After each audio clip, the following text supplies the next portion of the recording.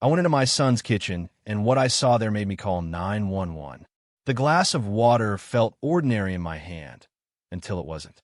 An hour after my son handed it to me at the Christmas table, I was in his kitchen, hands shaking as I dialed 911. What I found that night wasn't a family argument or a hidden grudge. It was a $2 million murder plot, and I was the target. The lie began like most lies do, over a perfect holiday scene. The table was a mountain of pine boughs and glittering ornaments, so tall you could barely see the person across from you. My son David sat there with a practiced smile. My daughter-in-law, Chloe, raised her wine and glittered under the chandelier. The diamond on her finger scattered light like a warning flare. To family, to success, and to a wonderful Christmas, she toasted, voice smooth as silk. They spoke of accounts won, ski trips to Aspen, a new Lexus. I listened and did the thing I had done for 40 years. I did the math in my head. My profession made me see what others missed. As a forensic accountant, I trained myself to smell a lie in numbers. The firm David bragged about? A laptop and rented space. 6 months earlier, he'd come to me asking for a $50,000 loan, a short-term bridge, an investment. I gave it because you do that for your child. But I never believed his show of wealth was real. The watch on his wrist looked 10 grand. Chloe's dress, a designer's label. Their performance required money they clearly didn't have. Midway through the meal, I felt a dull ache in my chest. The lights blurred into a single star. "Dad, are you okay?" David asked, the concern practiced enough to look real.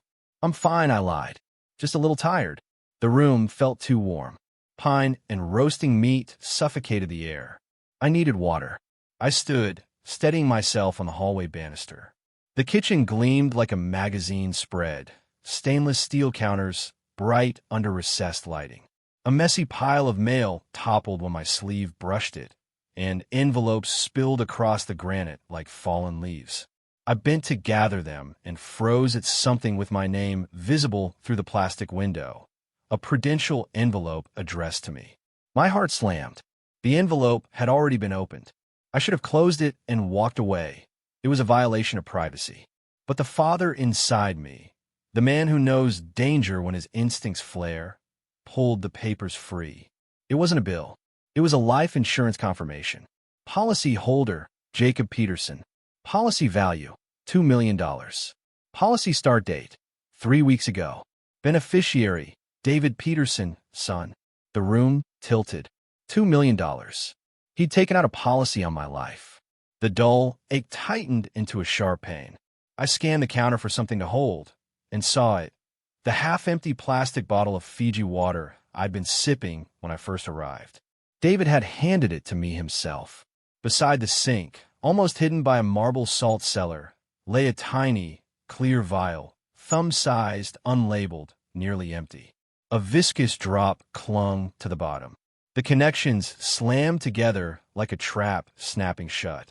Sudden illness. A $2 million policy. The vial. The glass of water from my son's hand. This wasn't indigestion. This was attempted murder laid out in plain daylight. Panic wanted to tear through me. Scream. Run. Confront them. But 40 years of discipline taught me the most valuable lesson for survival. Never let them see you sweat. Panic is evidence. Emotion is leverage the guilty use against you. I forced my breathing slow and let the accountant in me run the scene. I slid the insurance confirmation back into its envelope, calm as a calm thing can be.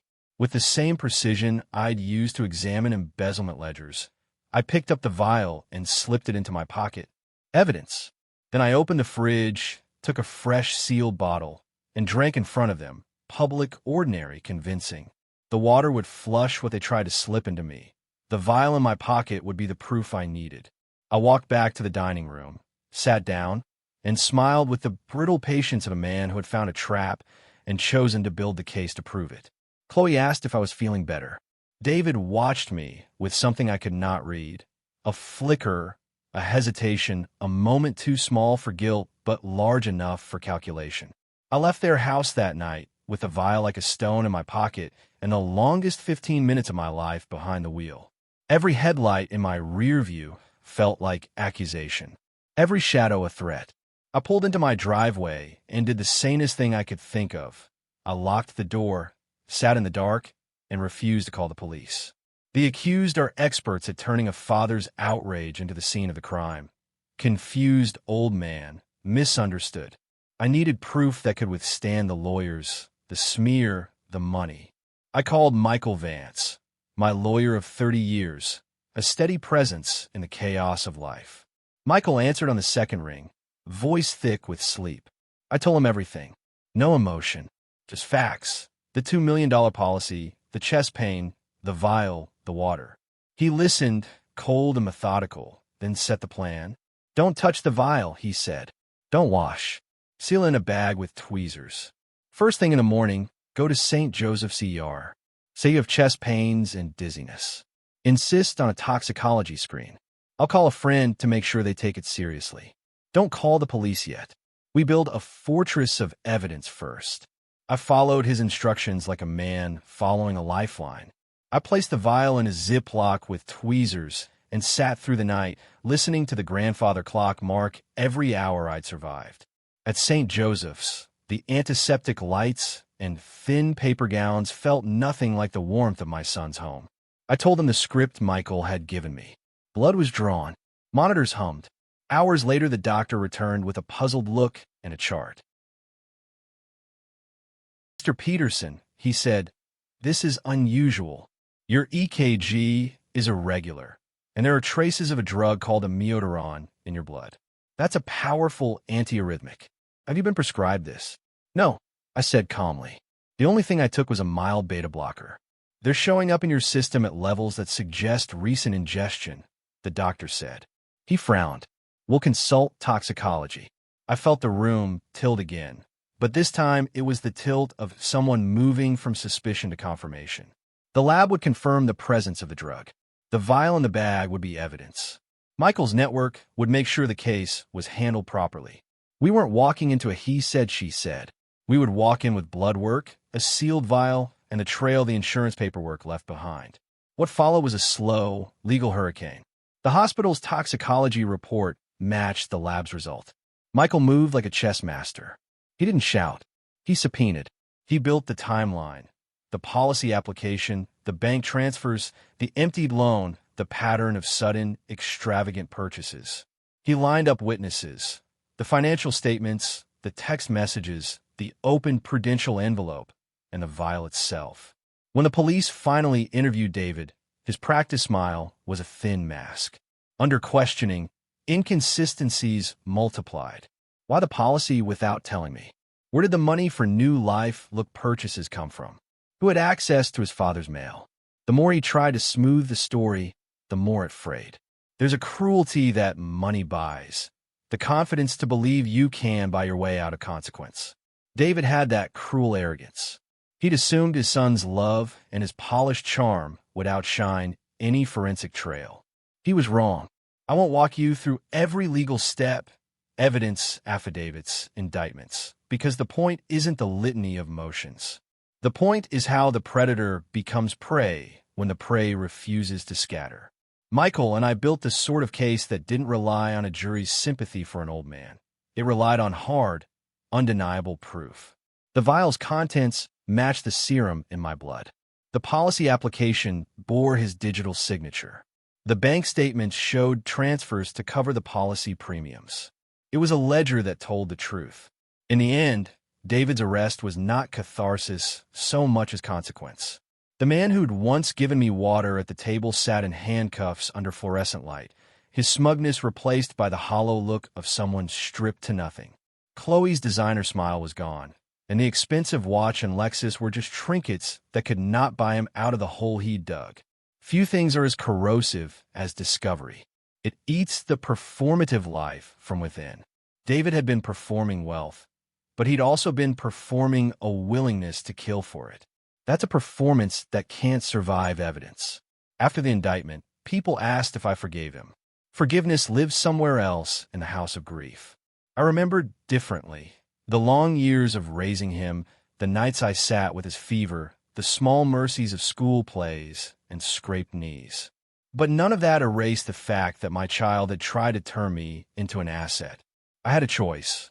I could let the betrayal hollow me, or I could use the tools I had spent a life mastering to make sure the truth won. If there's a lesson in this, it's not revenge for revenge's sake. It's about refusing to be erased. It's about letting justice be the architecture of your recovery. Precise, relentless, unsentimental. You don't perform a trap, you build a case. You do the quiet, tedious work until the truth becomes unstoppable. If you've ever felt the ground shift beneath you because someone you trusted became something else, tell me where you're watching from in the comments. Like and subscribe if you want more stories where ordinary people turn evidence into justice. And remember, the most dangerous weapon is a calm mind in a house full of liars. The doctor's words hit me harder than the diagnosis itself. This is a clinical dosage, he said, holding the toxicology report. A significant amount. For someone with your heart condition, a dose like this could easily trigger a cardiac event, one that would look completely natural. A heart attack, with no foul play suspected. There was the how. The perfect crime, engineered to fit my medical history. My son had done his research. A chill crept down my spine that had nothing to do with the hospital air conditioning.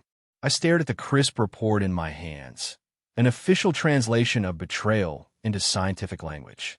The numbers, the chemical names, the signatures, all proof that my own son had tried to kill me. When I left the hospital, I had 3 things in my coat pocket. The toxicology report, a small plastic bag containing the vial, and the truth. The motive, a $2 million life insurance policy. The means, the vial of amiodarone. The proof, a medical report confirming the same drug in my bloodstream. Michael had told me to build a fortress of evidence. Now it stood complete, unshakable, unforgiving. At home, I laid everything out on my kitchen table. The insurance policy on the left, the toxicology report in the center, the seal vial on the right. 3 silent witnesses to a son's greed. It was a holy trinity of malice, motive, method, and proof. There was no room left for denial. No fatherly wishful thinking that maybe I'd misunderstood. There was only the cold, clinical truth. My son had tried to end my life. I picked up the phone, not in panic but with precision. When the operator answered, my voice was calm and steady. "I'd like to report a crime," I said. "I'm reporting a case of life insurance fraud." There was a pause. "Sir, can you explain what you mean?" "Yes," I replied, eyes on the evidence before me. "My son recently took out a $2 million life insurance policy on me without my consent, and I have medical proof that he's made an attempt on my life to accelerate the claim." I gave her my name, my address, my son's name. My tone left no room for doubt. I wasn't a grieving father or a confused old man. I was a forensic accountant presenting a case file, one already closed. 2 days later, the doorbell rang. The man on my porch looked like he'd been carved from oak and left out in the rain. Mid-50s, worn suit, tired eyes. He held up a badge. "Detective Miller," he said, voice low and gravelly. "I'm here about your report." I let him inside. He scanned the photos on my walls, family portraits, old vacations, years of quiet living. I could almost hear his thoughts. Another family money dispute, an aging father overreacting. He'd already filed my story away in a mental drawer labeled domestic misunderstanding. My job was to prove him wrong. Instead of offering him coffee, I gestured toward the dining table. "I thought it would be best if I laid everything out for you." His eyes flickered with curiosity. On the polished wood surface, I'd arranged my exhibits, the insurance policy, the hospital report, and the bag vial. He stopped and looked at them for a long moment. The weariness in his face shifted into sharp attention. He hadn't expected evidence. He'd expected emotion. But what I gave him wasn't grief. It was proof. "Mr. Peterson," he said quietly, "walk me through this." And so I did. For the next hour, I told him everything. Christmas dinner, the sudden illness, the open mail, the insurance policy, the vial, the hospital visit. My tone was steady, my words measured. No shouting, no tears, just facts. I pointed to each piece as I spoke. "Motive," I said, nodding toward the policy. "Means," indicating the vial. "Method," the toxicology report. I explained my background, decades as a forensic accountant trained to detect deception. I told him this wasn't a sudden crime of passion, but the inevitable outcome of financial recklessness and greed. David's fake wealth, his desperate spending, it had all been leading here. Miller listened without interrupting. He examined the vial against the light, read through the hospital report line by line, his lips pressed thin. When I finished, he sat back, silent for a long moment. Then he said, almost to himself, "In my line of work, 90% of cases are emotional. Rage, jealousy, greed. They're messy. But this," he gestured to the table, "this is clean. Calculated. You're right, Mr. Peterson. This isn't a family dispute. This is a business plan." That was the moment I knew he believed me. The tide turned. I wasn't just a worried father anymore. I was a credible witness. He and his partner collected the evidence carefully, asking precise questions, taking photos, labeling everything. Their professionalism was a strange kind of comfort, order returning to chaos. Before he left, Miller handed me his card. "We'll look into your son's finances," he said. "If what you're saying is true, the numbers won't lie. I'll be in touch."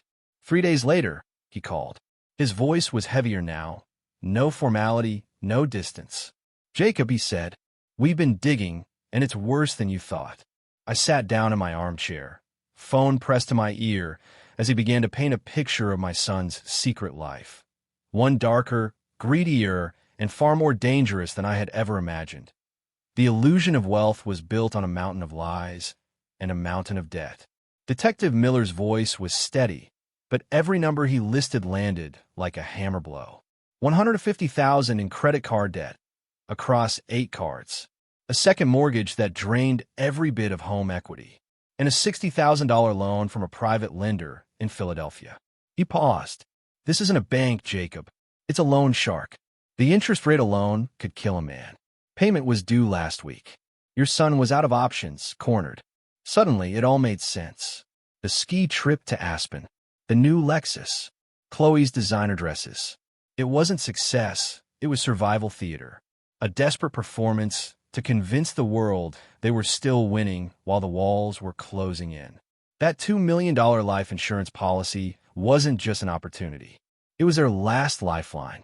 Miller exhaled, his tone shifting from analytical to grim. "We brought them in for questioning this morning." I felt my pulse quicken. "And what did they say?" He gave a short, humorless laugh. It was a performance worthy of an Oscar. He started with Chloe. "Your daughter-in-law turned on the tears the moment she sat down. Claimed it was all a misunderstanding, that they only bought the policy to protect you. Said it was a safety net for your old age. Then she implied you've been forgetful lately. Confused. That maybe you need a medical evaluation." My stomach turned cold. They were building a new story, one that painted me as senile. A cruel, calculated tactic. "And David?" I asked, though I already knew. "He played the part of the outraged son," Miller said. "Swore he loved you more than anything. Threatened to sue the department for harassment. Said he couldn't believe his own father would make such a monstrous accusation. Claimed he found that vial in the park and picked it up because he didn't want a child to get hurt." Miller paused. "He was good, Jacob. Very convincing." For a brief second, doubt flickered. Could I be wrong? Was this just the paranoid fantasy of a tired old man? But then I remembered the kitchen table. The evidence lined up like gravestones of truth. The years of lies, the betrayals, the subtle manipulations. No, this wasn't confusion. This was clarity. "They're lying, detective," I said quietly, my voice firm. "I know," Miller replied. "Their stories are good, but the details don't match.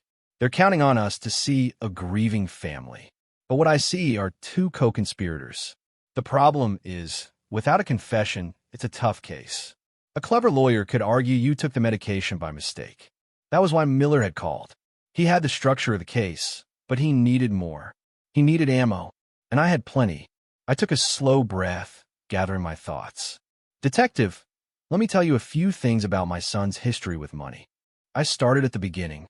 6 months ago, I lent David $50,000 for a so-called can't-miss tech investment. I have the bank transfer record, but he never told me the company's name. Never paid me back a cent. I could hear Miller typing furiously on the other end. And while you're at it, I continued.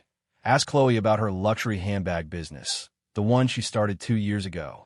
You might want to check the bankruptcy records. She left a dozen small suppliers unpaid when she folded it.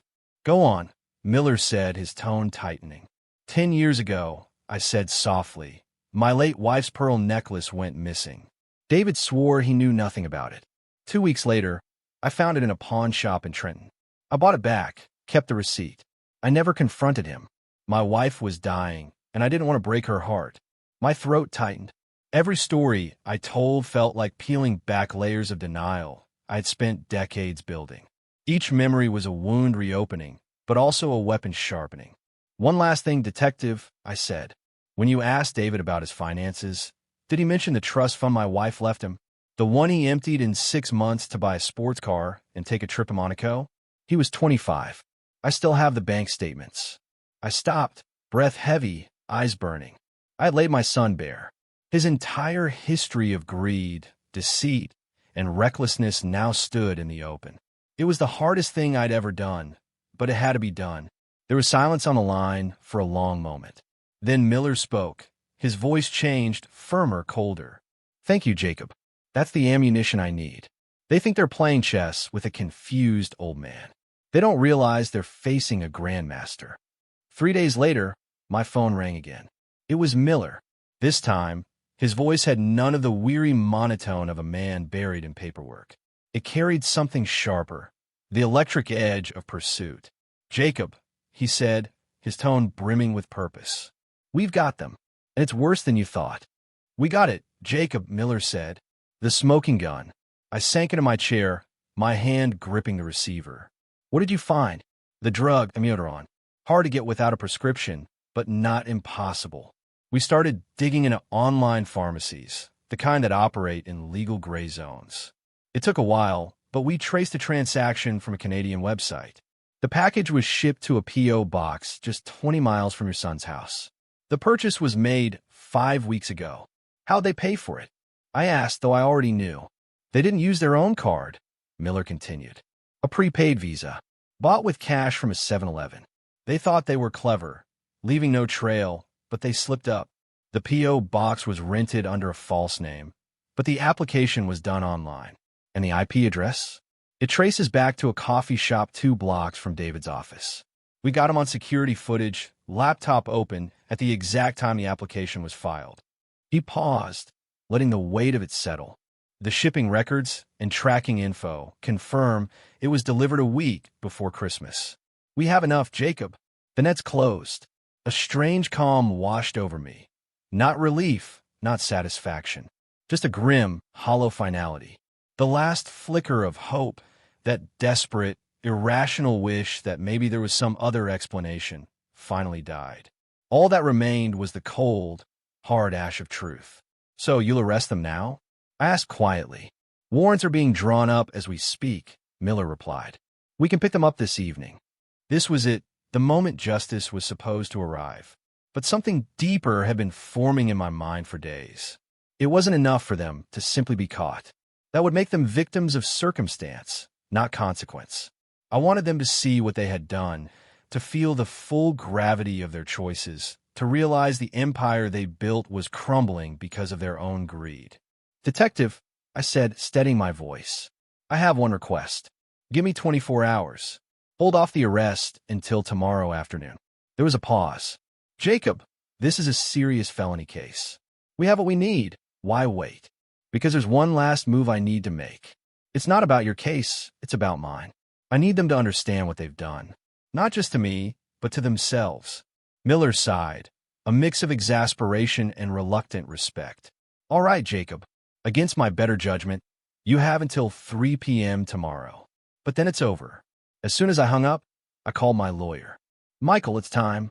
An hour later, Michael reached out to David's attorney. His approach was masterful, subtle, and deliberate. He spoke of my failing health, the stress of the misunderstanding, the regret of an old man who might have overreacted. He painted me as fragile, remorseful, the perfect setup. He suggested a meeting, a chance to reconcile privately before involving the law. As Michael predicted, they took the bait. Within an hour, their lawyer called back. David and Chloe were deeply hurt, but eager to meet. They wanted to mend things. They thought they were walking into a negotiation. They had no idea they were walking into their own execution. The next day, I sat in the conference room at Michael's law firm. The space radiated power and permanence. Dark mahogany walls, shelves lined with old law books, and a massive polished table that seemed to anchor the entire building. This was not a room for illusions. This was a room for consequences. I sat at one, and with Michael beside me, silent and still. My presence alone would be enough. At exactly noon, David and Chloe arrived. They were dressed for performance. David in a tailored suit, his face composed into fatherly concern. Chloe in a simple, elegant dress, her expression soft and sorrowful. They looked like the victims, tragic, misunderstood, and brave enough to face their accuser. "Dad," David said, his voice dripping with false warmth. "Thank you for doing this. I know we can sort this out." They sat opposite us, their lawyer launching into a speech about family misunderstandings. I barely heard him. I was watching them, their eyes, their posture, the way they believed the room belonged to them. When the lawyer finished, Michael leaned forward and placed a single blue folder on the table. It landed with a solid, final thud. "Thank you for coming," Michael began evenly. "As you know, Jacob has been through a lot. This entire situation has forced him to reflect on his life, on how best to protect his legacy for the future." David and Chloe exchanged a quick, confident glance. They thought the old man was about to cave.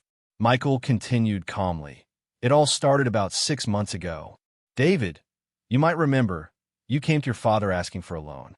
$50,000, wasn't it?" David frowned. "I don't see how that's relevant. That was a family matter." "Of course," Michael said smoothly. "But for Jacob, that was a turning point.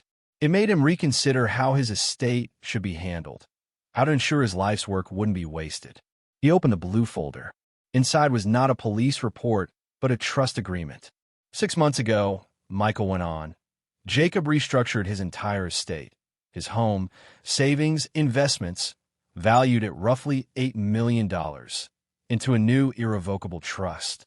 The air shifted. Their confidence faltered. "The Jacob Peterson Legacy Trust was established to provide for you, David," Michael said, looking him in the eye. "Upon your father's passing, you are the sole beneficiary." A visible wave of relief crossed David's face. He thought he'd just escaped disaster. But the silence stretched, and then Michael's tone hardened. "However," he said, tapping a paragraph on the page, "your father added a very specific and binding special clause." The word special clause seemed to hang in the air. Confusion turned to unease. Chloe glanced at her lawyer, but he looked as lost as she did. Michael adjusted his glasses and began to read. "The clause is under Article 4, Section B. Should the primary beneficiary, David Peterson, be convicted of any state or federal felony offense, this trust shall be immediately dissolved." David's lawyer blinked. "A felony clause? That's unusual." David let out a forced laugh. "A felony? I'm not a criminal. This is insane." I said nothing. My eyes stayed on him, steady and unblinking. Michael raised his hand. "Please, let me finish. There's a second condition." He continued reading, his voice cool and deliberate. "Furthermore, should the death of the grantor, Jacob Peterson, be deemed by a court or coroner's inquest to be of a non-natural cause directly or indirectly resulting from the actions or conspiracy of the beneficiary, then the beneficiary is immediately and irrevocably disinherited." David's face drained of color. "And finally," Michael said, "if either of these conditions is met, the entire estate shall be liquidated and all proceeds transferred as a single unrestricted donation to the National Center for Victims of Financial Fraud." For a long moment, no one spoke. Only the soft hum of the air conditioner filled the silence. They sat there, staring at Michael, at me, at the future they had just lost, faces blank, hollow, utterly broken. They finally understood. Checkmate. They were still trying to twist the situation to fit their narrative, the one where they were in control, where they could talk their way out of this mess. Chloe was the first to break. Her carefully built mask of sorrow cracked, and her voice trembled. I don't understand, she stammered, looking from Michael to me. What does any of this mean, Jacob? Why would you do this? It was David who finally saw it. His confusion turned to fury in an instant, his face flushing red, his eyes burning with disbelief. The realization didn't dawn quietly. It hit like an explosion. He slammed his hands on the table, the sound echoing through the room. "This is a trick," he roared, his voice trembling with rage. "You can't do this. It's my inheritance, my birthright." He pointed a shaking finger at me. "He's senile. That's what this is. No court will uphold it. We'll fight this." Michael didn't even flinch. He leaned back in his leather chair, calm and steady, his voice firm. "On the contrary, David, the trust is irrevocable. It was signed and witnessed 6 months ago. We have a notarized affidavit from your father's physician, confirming he was of sound mind and under no duress. There's also a full video recording of the signing process. It's ironclad." The fight drained from David's face. The rage melted into hollow defeat. He slumped back in his chair, staring blankly at the folder in front of him. He finally understood. They both did. I watched silently as the full weight of my trap fell upon them. Their perfect crime: poison me, stage it as a natural heart attack, collect the $2 million life insurance, and inherit the remaining $8 million, had turned to ashes. They had seen me as a frail old man, a resource to be managed and eventually discarded. But they had forgotten who I was, the man who spent 40 years thinking 3 steps ahead of smarter criminals than them. The real trap wasn't the police or the vial of poison. The real trap was this document, signed, sealed, and waiting 6 months before they ever made their move. Their greed had undone them. If they had waited, they would have inherited everything. But they wanted more, faster. Even if they somehow escaped the murder charge, the $2 million insurance fraud was enough to convict them of a federal felony. And with that conviction, the trust would dissolve. $8 million gone. They hadn't been playing for a $10 million reward. They'd been gambling with $8 million they already had just to get $2 million sooner. And they had lost everything. They had spent months crafting their perfect crime, not realizing their punishment had already been written by me. Chloe began to cry. Not loud, theatrical sobs, just quiet, broken weeping, the kind that shakes your shoulders and empties your soul. David just stared at me, his mouth slightly open, his eyes vacant. The hatred was gone. The anger, too. All that was left was the hollow silence of ruin. He saw it now. He saw the checkmate. Then came a sharp knock on the conference room door. Michael glanced at me. I gave a small nod. "Come in," he said. Detective Miller stepped inside, flanked by 2 uniformed officers. The air shifted instantly, from quiet devastation to cold, legal finality. Miller's tired eyes found David and Chloe. He held up his badge. "David Peterson," he said, voice steady and sharp. "Chloe Peterson, you're under arrest for conspiracy to commit murder and for insurance fraud." The officers moved forward. The metallic click of handcuffs echoed in the silence. Chloe didn't resist. She was too far gone. David didn't move either. He just stared at me. The officer spoke quietly. "Sir, please stand and put your hands behind your back." David didn't react at first. Then his eyes met mine. He wasn't seeing a father anymore, or a victim. He was looking at the architect of his downfall. He had thought he was playing chess, but he had been a pawn on my board all along. As they let him out in cuffs, he said nothing. The fight was over. The performance was done. The play had ended. All that remained was silence. The blue folder sat on the table like a gravestone marking the end of something vast and broken. For the first time in years, the ledger of my life was balanced. No victory, no triumph, just the quiet peace that comes when a long and painful equation finally resolves to 0. 6 months after that terrible Christmas dinner, it was all over. The evidence was overwhelming: digital trails, chemical reports, every step documented. A jury found them guilty on all counts. There were no tearful apologies, no dramatic confessions, just the flat sound of a gavel hitting wood. A week later, Michael called me. His voice was steady. "It's done, Jacob. The transfer is complete." The entire $8 million from the trust has been donated to the National Center for Victims of Financial Fraud. The books were balanced. The case was closed. I hung up the phone and sat quietly in my armchair, the same one my wife always said I grow old in. Afternoon sunlight filtered through the window, turning the dust in the air into slow, drifting gold. I should have felt something, vindication, perhaps satisfaction. But what settled over me was peace. The kind that comes after a storm, when the wind dies and you can finally hear yourself breathe. This was never about revenge. Revenge burns everything it touches, including the person seeking it. What I had done was not fire. It was ice, cold, deliberate, necessary. The final audit of a long life lived in calculation and quiet precision. I had simply put the books back in balance. In German, there's a word for it, Ordnung. Not just order, but a state of rightness. Things where they belong. I thought of David, not the broken man in court, but the boy who once fell asleep on my lap, his small hand clutching my finger. The teenager I taught to drive, his knuckles white with fear and excitement. Where had that boy gone? When had the rot begun to spread? Maybe I had been so busy balancing the ledgers of others' lives that I failed to see the deficit growing in my own son's soul. Maybe in my quiet, disciplined way, I taught him that value could be measured in numbers instead of character. The guilt was there, soft, familiar. But I hadn't put poison in his hand. I hadn't signed that insurance policy. I couldn't save him from what he chose to become. But I had saved him from becoming something far worse. I had stopped him from crossing a line he could never return from. In the end, that was what this truly was. Not revenge, but the last act of a father.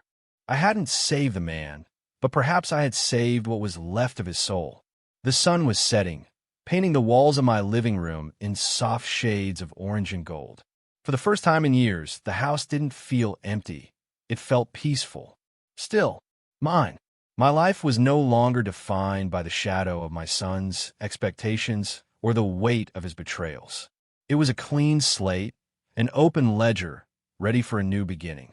I walked over my old wooden desk, the one I'd used for over 40 years. Opening the top drawer, I took out a new checkbook, this one tied to my personal account separate from the trust.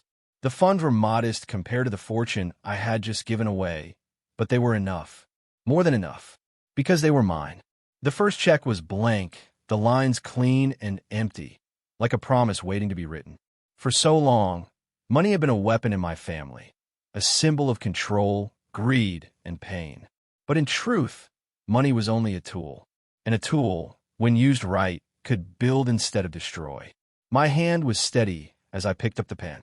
I didn't write a check to some faceless organization or a grand foundation. Instead, I paused and then wrote the name of a small local community college, one that offered courses in accounting. The amount I filled in would fund a full scholarship for a single student, someone who wanted to learn the language of numbers, someone who valued honesty as much as success. In the memo line, I wrote 2 simple words, in the name of integrity. Then I signed my name, Jacob Peterson. The signature was firm and clear. It was the mark of a man who finally understood his own worth, one that had nothing to do with his bank balance. As I tore the check from the book, I realized I wasn't mourning a lost fortune or a broken family anymore. I was investing in something greater, a future where truth and order still mattered. Because real justice isn't about punishment. It's about restoration. It's about setting things right and leaving the world just a little more balanced than you found it. As twilight settled outside and the room grew quiet, I understood that this wasn't an ending. It was a new beginning, a new ledger with a new purpose. And for the first time in a very long time, I felt truly, peacefully solvent. This story reminds us that true strength is rarely loud. It's the quiet, steady resolve of someone who's been underestimated. That wisdom, when paired with patience, is far more powerful than greed. The greatest justice doesn't come from revenge. It comes from the calm, deliberate act of restoring balance and protecting your own dignity. Even after the deepest betrayal, it's possible to rise again, to transform pain into purpose and loss into legacy. Because a person's true worth will never be measured by their inheritance, but by their integrity. What did you think of Jacob's final move? Share your thoughts in the comments below. If you like this story, give the video a like, subscribe to the channel, and share your impressions in the comments. To hear the next story, click on the box on the left. Thanks for watching.